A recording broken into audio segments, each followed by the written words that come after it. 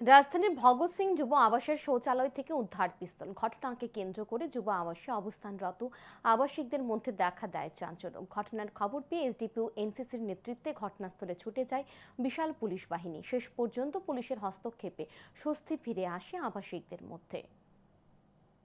সোমবার রাতে রাজধানীর ভগৎ সিং যুব আবাসে দেখা দেয় তীব্র চাঞ্চল্য। এডিসি নির্বাচনের ফলাফল ঘোষণার পর থেকে বিজেপির কয়েকজন বিজিত প্রার্থী ভগৎ সিং যুব আবাসে দিন যাপন করছিল। মূলত তারা বাড়িতে ফিরে যাওয়ার প্রহর গুনছে। অপরদিকে সোমবার রাতে বেশ কিছু লোকজন ভগৎ সিং যুব আবাসে রাত্রি যাপন করার জন্য আশ্রয় নেয়। এরই মধ্যে যুব আবাসের একজন আবাসিক রাতের বেলায় যুব আবাসের শৌচালয়ে গিয়ে একটি পিস্তল দেখতে পায়। মুহূর্তের মধ্যেই এই খবর যুব আবাসের সকল আবাসিকদের মধ্যে ছড়িয়ে পড়ে। সকলের মধ্যে দেখা দেয় চাঞ্চল্য। খবর দেওয়া হয় পুলিশকে।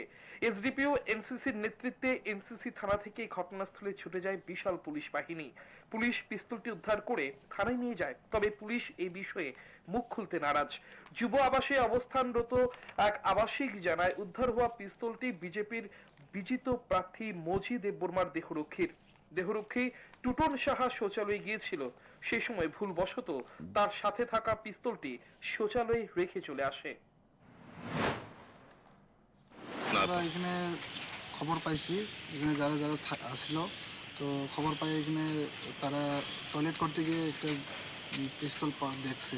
তো এটা অফিসাররা আওয়ার পরে তারা ইনকোয়ারি করার পর এটা বোঝা গেছে একজন পিজির পিস্তল। এখানে ওই আমরা ক্যান্ডিডেট আছে মজি দেববর্মা, ওনার পিজি।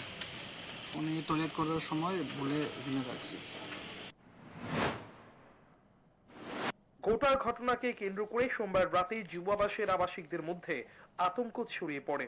যদিও পরবর্তী সময় পুলিশের হস্তক্ষেপে যুব আবাসের আবাসিকদের মধ্যে স্বস্তি ফিরে আসে। Report news today.